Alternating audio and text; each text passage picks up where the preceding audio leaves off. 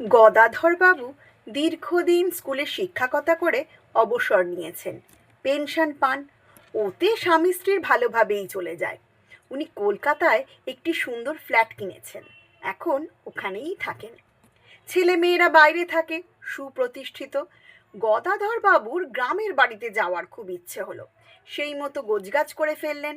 কিন্তু ওনার চিন্তা হলো, এতদিন ফ্ল্যাটটা ফাঁকা পড়ে থাকবে, যদি চোর ঢোকে, টাকা পয়সা সোনার গয়না তো কিছু পাবে না, তখন যদি জিনিসপত্র তছনছ করে, নষ্ট করে দেয়, তাতেও তো অনেক ক্ষতি। অনেক ভেবে উনি একটি উপায় বার করলেন।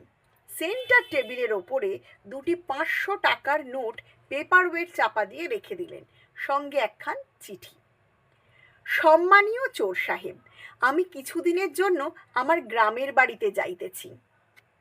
ইত্যবসরে আমার ফ্ল্যাটে যদি দয়া করিয়া পদার্পণ করেন তো আপনার দুঃখ হইতে পারে, কারণ টাকা পয়সা সোনা দানা কিছুই পাইবেন না, কারণ আমি একজন সামান্য অবসরপ্রাপ্ত শিক্ষক। সামান্য কিছু বেতন পাই, তাহাতেই সংসার চালাই। আপনার কঠোর পরিশ্রম ফলপ্রসূ না হওয়ায় দুঃখ হইবে, সেটা প্রচণ্ড রাগ রোষে পরিণত হইতে পারে, আর রাগের মাথায় আমার কষ্টার্জিত জিনিসপত্র ভাঙচুর করিয়া ফেলা খুবই স্বাভাবিক।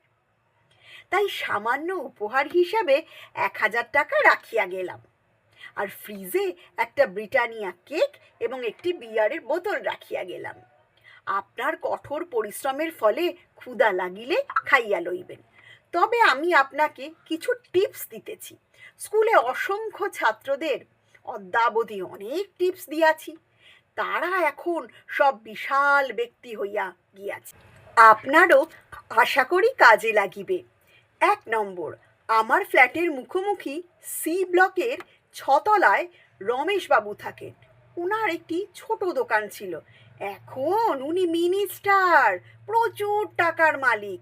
2 নম্বর, উহার 5 তলায় সুরেশবাবুর হাওলার ব্যবসা, লাখ লাখ টাকার কারবার। 3 নম্বর, উহার পাশে সি ব্লকের 4 তলায় হেলারামবাবুর কারখানা। 4 নম্বর, উহার নিচে পাঁচুবাবুর তেজারতির ব্যবসা, টাকার কমি নেই। এইসব বাড়িগুলি আপনি পরিদর্শন করতে পারেন, আপনার পরিশ্রম বিফল হইবে না। তাছাড়া ওনারা কেউই ইডি সিবিআই এর ভয়ে পুলিশে খবর দিবেন না, সে বিষয়ে আপনি নিশ্চিন্ত থাকিতে পারেন। ব্যাস, চিঠি লেখা শেষ। চিঠিটি টাকার সঙ্গে পেপার ওয়েট দিয়ে চাপা দিয়ে রাখলেন এবং খুশি মনে গদাধর বাবু সস্ত্রী গ্রামের বাড়ির উদ্দেশ্যে রওনা দিলেন।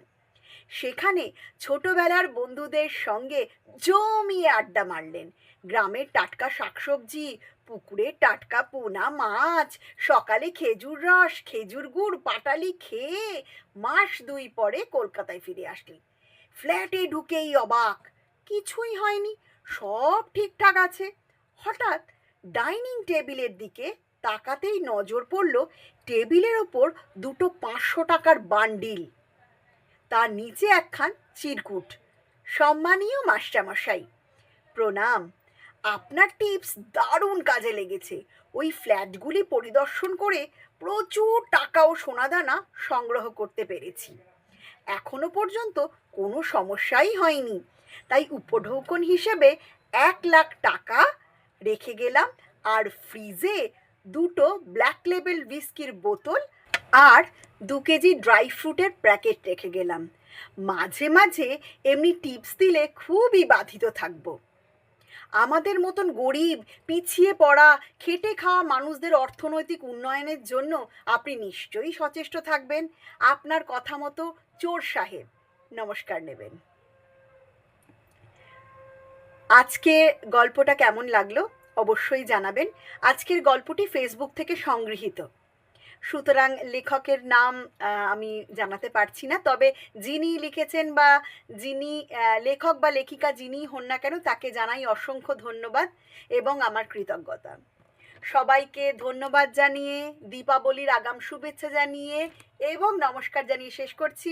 ভালো লাগলে অবশ্যই লাইক, শেয়ার এবং সাবস্ক্রাইব করতে ভুলবেন না কিন্তু।